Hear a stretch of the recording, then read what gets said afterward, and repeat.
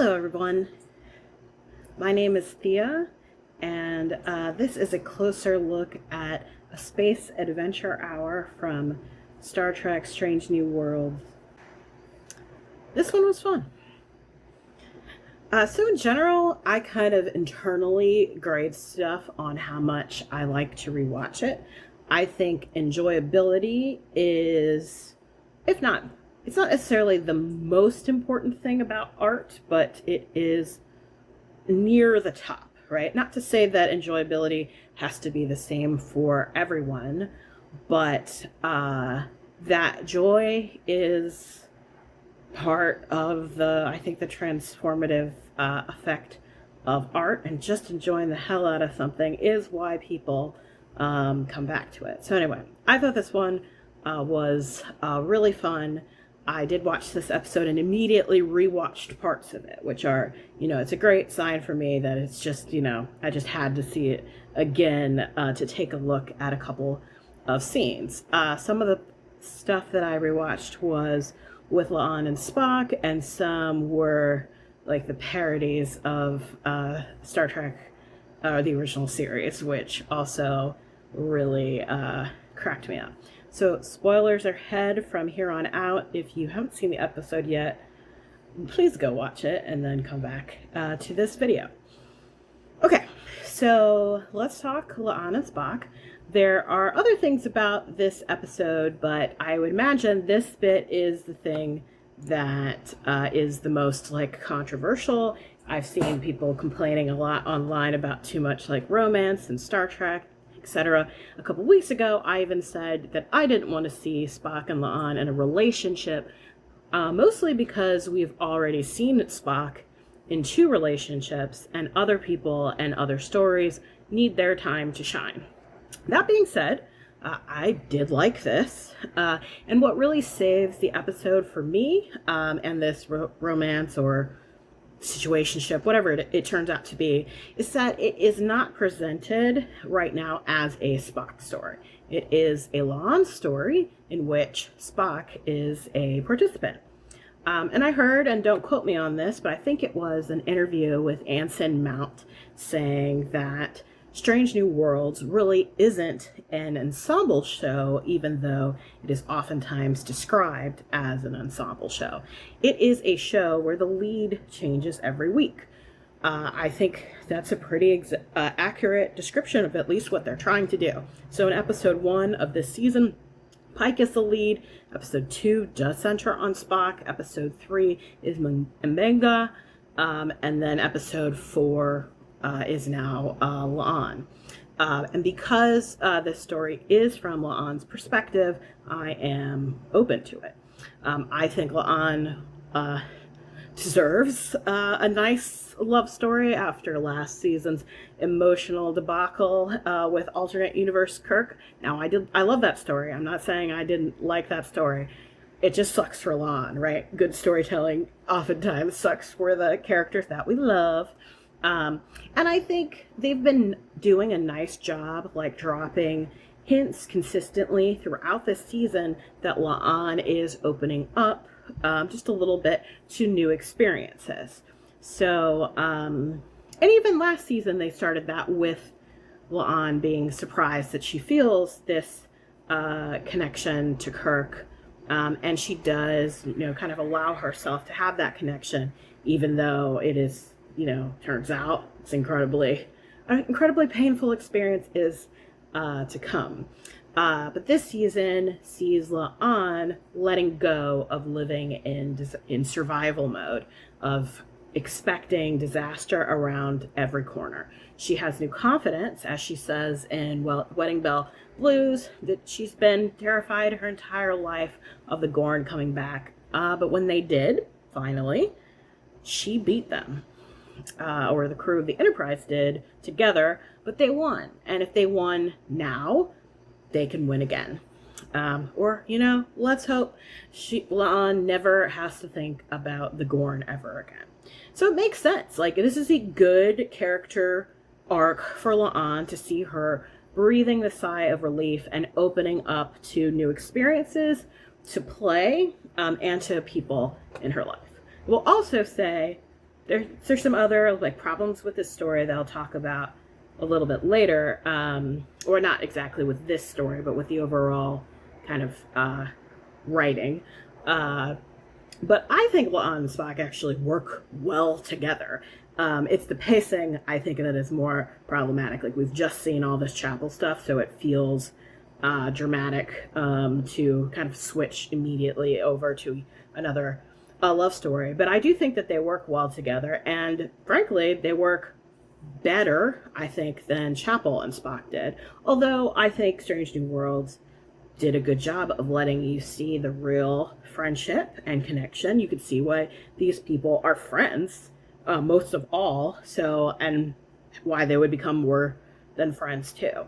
But La'an has a seriousness to her, and she has like that desire for like efficiency and strength and even perfection that I think any Vulcan can get behind. Like, that really is part of Vulcan culture, and it's also part of Spock's like intellectual like pride. He is also all of these things. La'an says in the Wedding Bell Blues episodes that she dreamed as a child of being a prima ballerina. Now maybe that's like a naive childhood dream where you don't really know, what that means. But what is a more rigorous and formal art than ballet? Like, I think lots of little kids dream of being a prima ballerina. And then I took, in my case, I took one ballet class and I hated it. Immediately gone. La'an obviously took more than one class, and she's very good at it. So, and I do think that means more about who La'an is, and the seriousness and the perfection and the dedication and the formality that she has, all makes sense. It's not just trauma. It is part of her drive and personality too. And I think you gotta think like that Vulcans, if even, Spock's, kind of opening up to his human sides, but I could see if a Vulcan, any Vulcan liking ballet, right? If they like any human dance form, classical, formal, precise, rigid ballet is probably something they can get behind. So I see why she would respect Spock, feel him to be a kindred spirit, like more than respect, be a friend. The fact that they get closer with her teaching him how to dance, even though it's for, kind of for a specific reason, cool. I mean, I'm not much of a dancer, but meeting someone over a mutually enjoyable hobby that one of you is really good at, the other one is like really willing to put the time and effort into it. I think, good relationships have been built on less. That's fantastic. It's a genuine connection over a shared interest. So I was like, that's not shallow. That's not, I don't know, some of the connections, I think people are like, oh, it's romance, so I can just call it shallow because it's, hot people love is shallow. And I'm like, no, I don't think that's a fair criticism. And also, even before they start kind of dropping really big hints in Wedding Bell Blues, you see there's an honest, open, and insightful conversation mostly about La'an. Like, they don't talk about Spock's feelings about Chapel coming over. Like, they do a little bit, but that's not the focus of their conversation. The focus of their conversation is about the changes in La'an's life and Spock seeing her and appreciating that. That is a caring and intimate moment between two friends, and I'm here for that. That's lovely. Any human being in the world, I think, wants to be seen, wants to know that their friends see them and want them to flourish in their lives. And that's what happens in that scene, and it's lovely.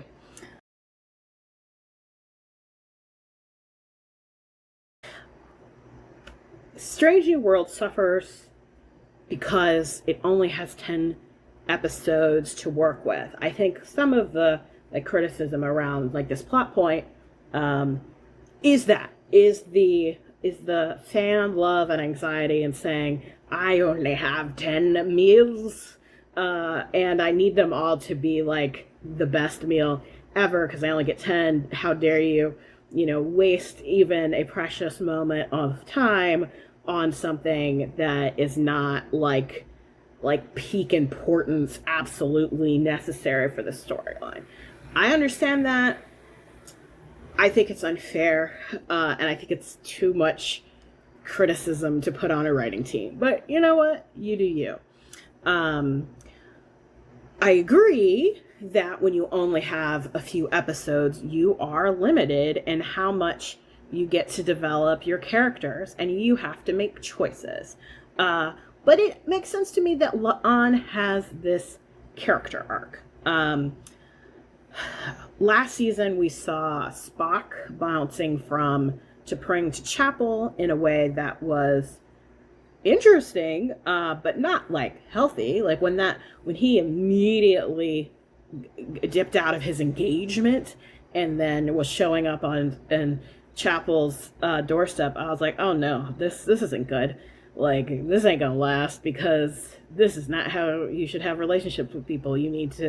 That's not healthy. I don't care whether you're Vulcan or human or whatever. I'm like, no. So I do think they telegraphed that, and we won't talk about them too much. But yeah, like that was an intentional choice to show like the real problems that Spock had, both internally and then also in his relationships with both T'Pring and Chapel. Like, he's not being honest with himself in some ways, but that means he's not really showing up vulnerably and honestly with T'Pring or Christine, although it looks like he's being more honest with Christine. I don't know. But I don't think it's fair to read that into this relationship. It's been at least 3 months, we know, since Chapel was away on her fellowship. We have the episode, like the shuttle to Confori. In the middle of that, could be 4 months, 5 months, I don't know.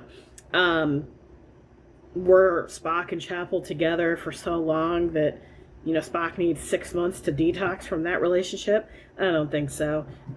It just feels fast because we only have these 10 episodes, which is a crime, but not one that is really the writing team's, or not the fault of writing or direction or our actors, of course.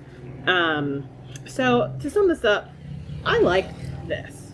I like them. I bought the connection, but that timing for us as viewers does kind of suck.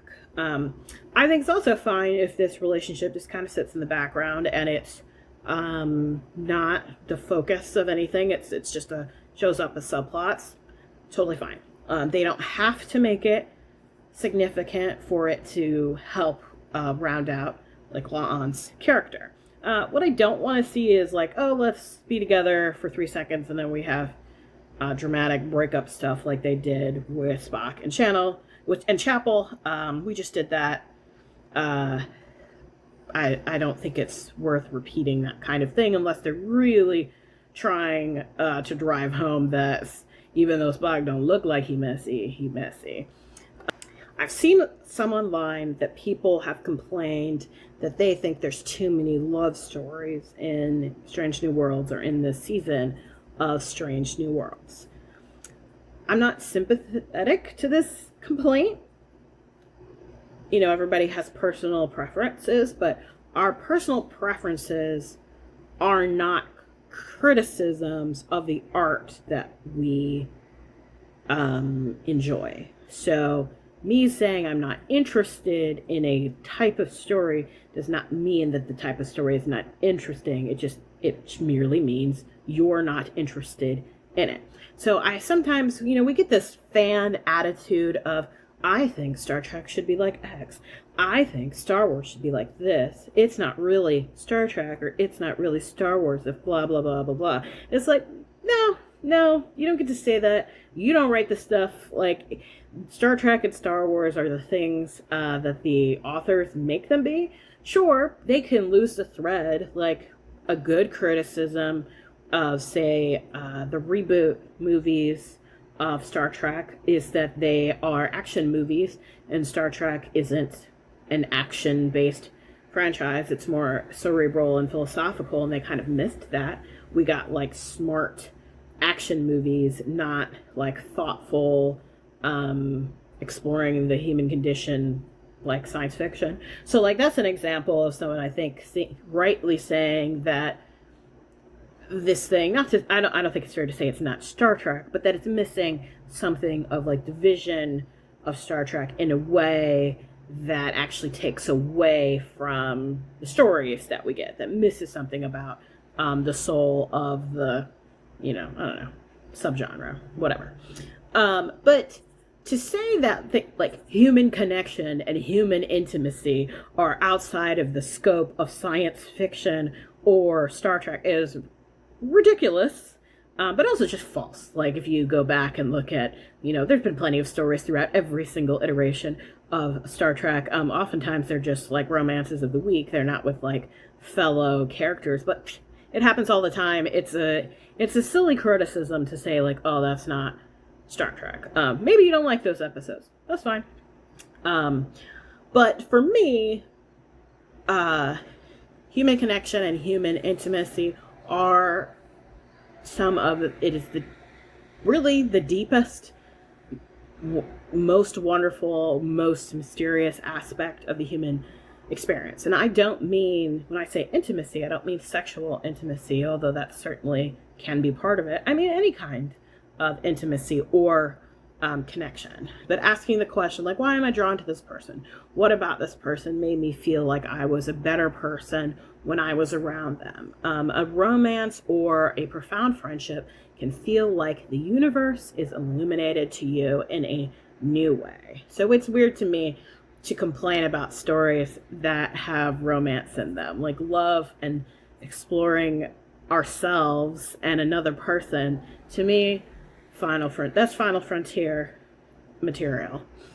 So I don't like the hate. I don't get the hate, especially when we have episodes that really aren't giving romance a lot of screen time. It may be thematically in there. You may have like 5 minutes of actual relationship going on, but it's not really taking a ton of screen time.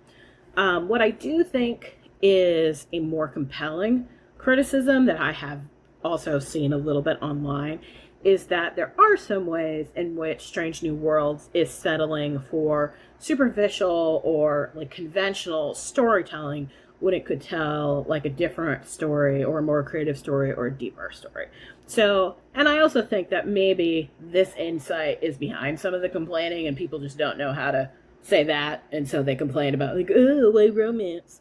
But to like reframe this, people are like, hey, give me Sitting on the Edge of Forever or my personal favorite, Looking for Parmak in All the Wrong Places. I'm happy with that, but don't feed me this like superficial stuff. And I'm like, who complains about Sitting on the Edge of Forever? People might whine about Kirk being a ladies' man, but they don't mind Edith Keeler, right? So I think that's a more valid criticism. But to me, the problem isn't romance, it's character development. Spock is a well-developed character that the authors had a clear and strong vision for what they wanted to do with his character, especially in season 1 and season 2, particularly with his relationships with T'Pring and Chapel. What hurts that story is the fact that Chapel is a less developed character than Spock is. She's a strong character. She's drawn vividly. She's drawn consistently. She makes sense. But I don't really, even though she got a song in the musical episode, which I like that episode, I still don't feel like I have a strong sense of where her character arc is going, or where it could go, or where it needs to go, or what her real motivations are for not wanting like serious relationships. Like they say that a number of times, but I'm like, girl, why? Like if she was my friend, I'd be like, cool, you say that a lot. Why is that? Are you even curious about that part of yourself? Is this just who you are, and you like kind of don't have the capacity for depth, or you don't get anything out of that, so you don't want it, which is fine, or you're running from something. And if you're running from something, hey man, this is the 23rd century. We kind of have all of the time in the world to investigate our shit and then get it together. But I don't know. I think they've kind of erred a little bit in not giving Chapel the depth that she needs to make her part of the story as compelling as it needs to be to keep our interest. So it's not terrible, but it's not amazing. And then if you keep seeing that kind of over and over again, it's easy to dismiss like Chapel the character as being like superficial. And I'm like, don't blame the character for a writing mistake, right? And I don't think it's like the character is fine. And I think it's even fine as envisioned. They're just not getting to where, like, and when I say don't criticize the character, I mean don't read a moral, like morally criticize the character. Like you calling someone like superficial or like catty. I saw a lot of like gendered language that people like to like read into female characters or women in real life. They will say like so and so is superficial catty. Well, you wouldn't say that about a man. Like you're saying that it's easy for you to say that about a woman, so you do. Like that's the thing you thought of first, is to use these words, and it's not fair. Or at least I don't think it's fair. Also, I think this is one of the problems that Strange New Worlds in general has, as good as it is, right? Like, but it doesn't always have a clear view of where it wants to take some of its characters. And in a show with only 10 minutes, that it just sticks out. And again, that's not really fair to them, but that's the reality of it. So to use like the worst example of this, I think, is that episode that Ortegas was kind of the lead. And I forget exactly what was happening, but she had some kind of identity crisis, and the thing she kept saying was, I'm the person who pilots the ship. Like, good Lord, Star Trek. How did saying over and over, I'm the person who pilots the ship, how did that make it past like the first draft of a script, right? Like, no shit. We've always known that Ortegas is a pilot. We need to use that space to learn something new about this character, and we learned nothing about Ortegas. We still haven't learned, we've basically learned nothing about Ortegas, even though she's gotten more screen time this season. And that's where it's like, you don't know what you want to do with this character, and I can tell. So it's not horrible, but it is, we can tell. I think even there are some strengths, like people really like the relationship. Well, as far as I see, when I say people, I mean like the internet, seem to really like the relationship between Captain Pike and Captain Batel. I don't think Batel is interesting. I also feel like I don't know anything about her. The only reason why I care about her is because Pike is smitten with her, and we love Anson Mount and we love Captain Pike. I kind of think that's what other people are into, but I don't know. Well, who knows? But I just don't think it's that interesting of a relationship. I think that Anson Mount and I forget what Batel's the actress who plays her name is, like, they're just very good. Like, a lot of the acting is very good. They are putting a lot into scenes that sometimes have no dialogue, or almost no dialogue, or a sentence. And we're learning a lot about people and how they handle emotion from the looks on their face, from their body language, from holding someone's hand. Like, the direction is really good here. And the acting is awesome. And like Ortegas, that's true too. Melissa Navia brings so much personality to her role. She's just full of life and vivacity. So we actually feel like we know her better than we do, which is, I don't know. Part of me thinks that's the acting, but I I'd also say that Shuttle to Confori was a little bit of a missed opportunity. M'Benga, I'd love to see more sides of M'Benga. I love him. I love that actor. But you've already told me a lot of Klingon war, revenge, blah, blah, blah stories about M'Benga. We know this. We don't need it. Spend something else. Spend an episode on something else, on a different facet of, say, his relationship with Pike or Starfleet or his future now that, there's no war and his daughters. I mean, what a place to be. Like, we don't, again, the scarcity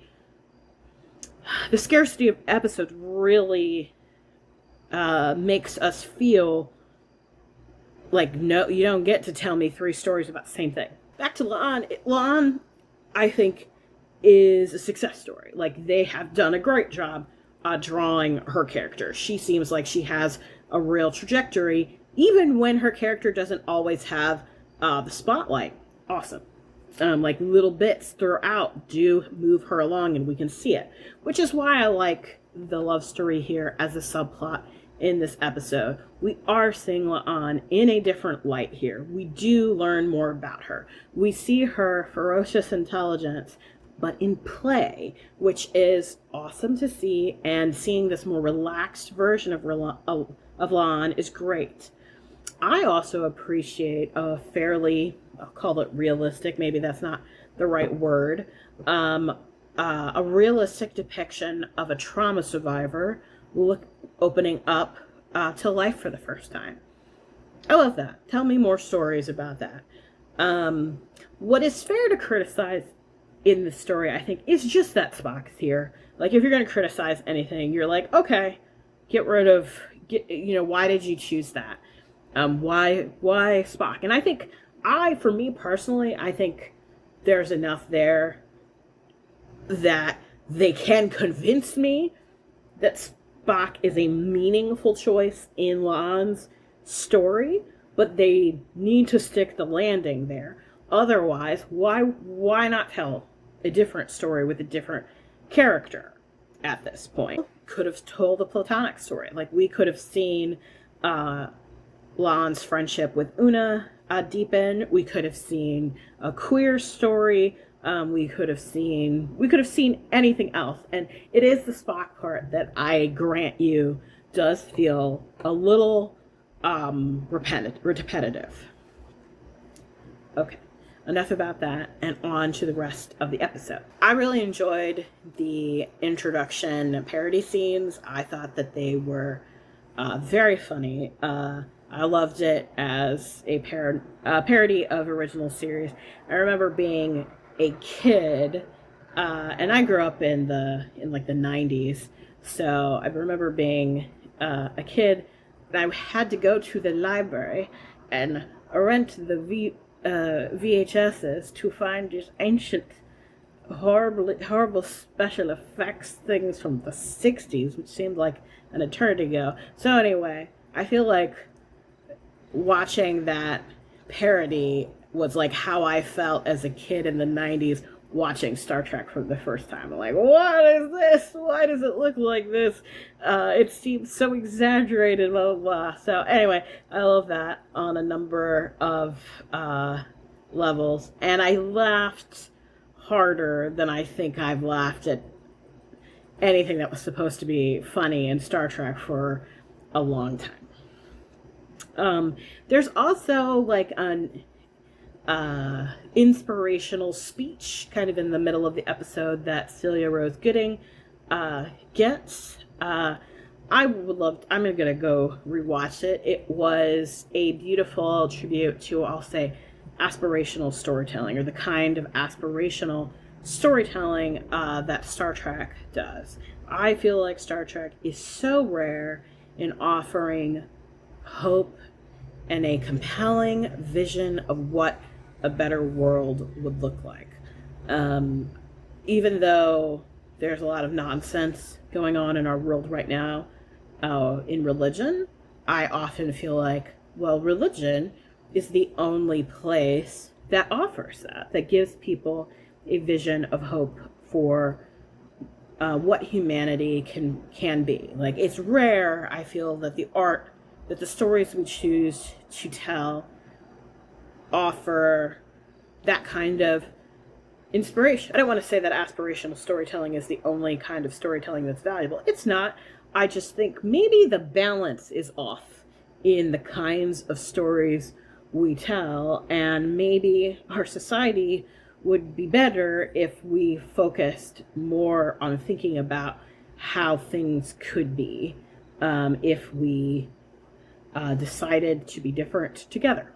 Next question I have is, why is Anson Mount always the funniest in these kind of high concept, like, alternate worlds? It's not really him playing Pike. It's him playing this other person. But anyway, oh my gosh, he is so funny. Like, this director or whatever, oh my gosh, everything was perfect. I also enjoyed the cowardly man he portrayed in the Elysian Kingdom, but loved him.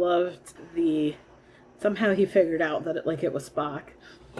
Shout out to Una for how she handles Scotty in this episode. I think Una deserves more screen time, and I don't know why we don't. We need more stories about Una. I think I agree, less stories about Spock's love life, more stories about some other characters. But La'an's love life is fine. But Una, I like how she handles Scotty in this episode, and she does get some scenes with Ortega's earlier, and I think she does a good job with her as well. It's good to see this side of her character. That's a solid way that they've been showing her in action, and I enjoy that. But her little, kind of coaching him on how he has to learn to ask for help, learn how to play on the team, the blaming himself for the death of his teammates and taking all the responsibility on his shoulders will only end in disaster. But anyway, she's doing great. Una's great. She's a great first officer. That is the first officer's primary job, is to be close to the crew, to get the best out of her team, to interface well with them. As for the actual kind of murder mystery plot, that was also, I thought, was fun.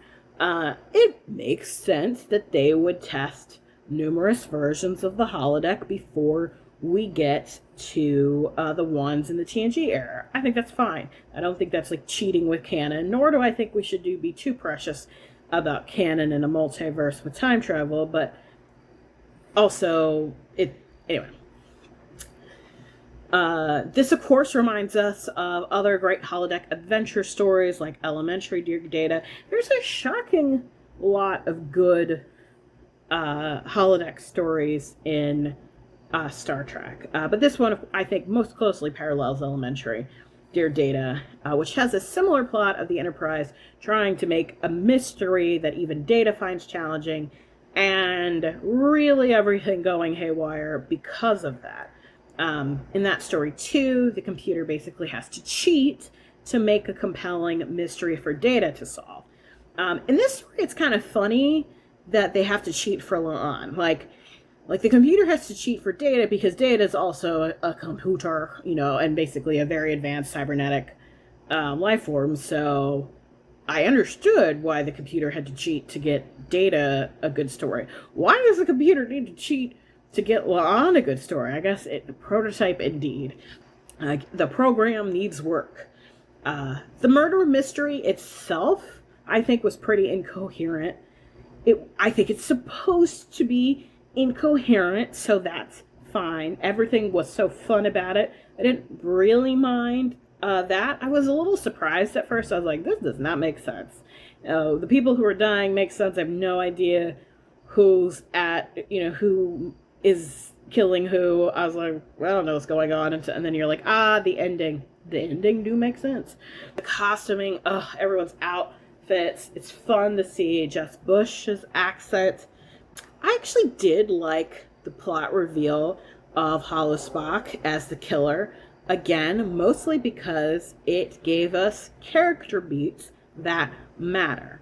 So La'an, like Spock, is a pretty cool and calculating person most of the time.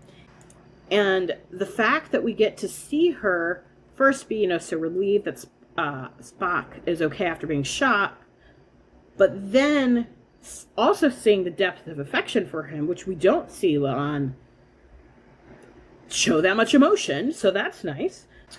But she knows him well enough to know this isn't him, that it can't possibly be him. So the show had already established by this point that the safety protocols aren't working.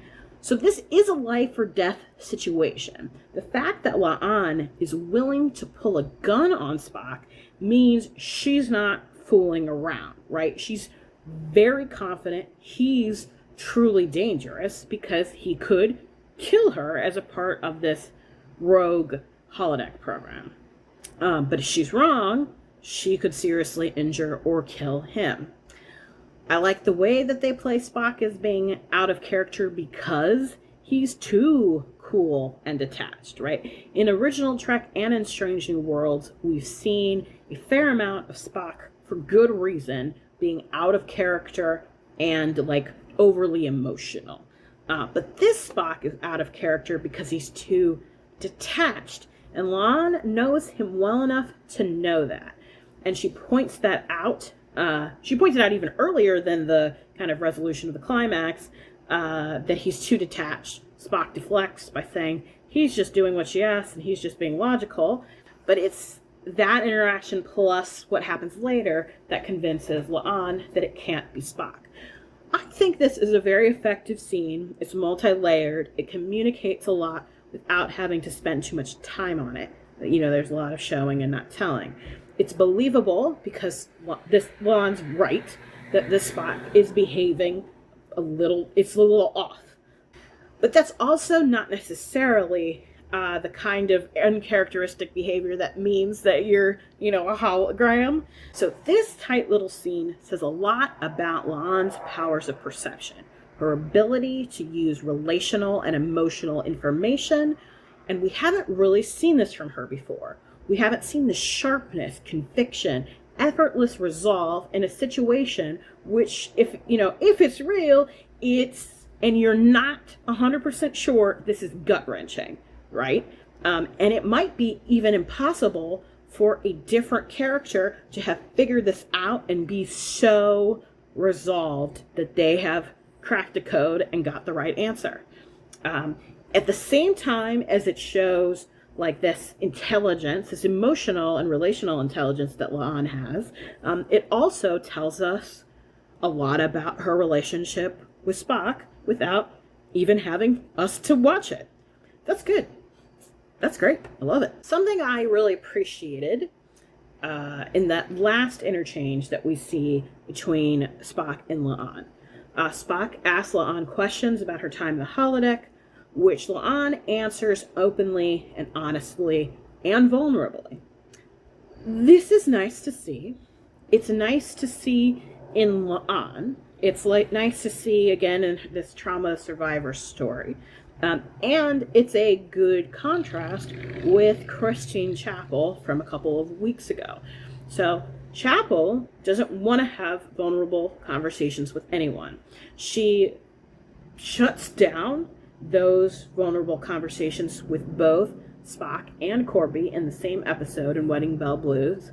And she has shown, in earlier seasons that she dumps men when it gets too serious for her. Like, we see that she seems into Spock in a more substantial way. Like, it doesn't seem like it's just a crush. It might start off as like Ethan Peck is hot, but it seems like it's more than that by the second season. And now she seems downright smitten with Corby, which is, I think they're playing that well. I like that. But there are hints that she's keeping Corby at a distance too. And I'm thinking specifically of the scene at the end of Wedding Bell Blues where Chapel stops Corby from having a conversation about all the Trelane nonsense. And she says, let's never talk about this ever again. She literally shuts him up because when he's trying to talk about his feelings and she doesn't want to hear it. Personally, I can't get on board with someone who doesn't want to talk about their feelings. That's the number one thing I dislike the most in really any kind of relationship. Doesn't even have to be romantic. It's like, I want to know how you feel about stuff. Apart from like actual moral feelings, which is different category. But self-disclosure is how you build intimacy in relationships, or at least it's a primary way. And it doesn't matter whether it's platonic or relationship or platonic or romantic. People need to know who you are, and you are going to be the one to tell them. If you don't, they won't know you. And that's Chapel seems ambivalent about whether she really wants to be profoundly known by another person. The fact that La'an is just, even in this short period of time that we've seen, more willing to be honest, open, and vulnerable about her feelings and her perceptions, gives me some hope that whatever the nature of their relationship, hopefully she and Spock will have a more honest and mature one than Spock and Chapel did. Also, I just like this about La'an. I think La'an is like honest. Love honest. Last season too, I liked how she was willing to pursue James Kirk in this world, and then when she found out that he was already in a relationship, she dropped it and moved on immediately. I was like, homegirl knows a thing or two. Good for her.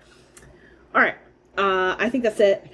I should also say I am probably very biased in my reading of this episode, but La'an's my favorite Strange New Worlds character right now. Not to say that there aren't other great characters. I do love Chapel. Chapel's awesome. Spock's obviously awesome. Pike, just adore Pike. But La'an has had some bangers of episodes. This one was very fun. It's her actress, Christina Chong,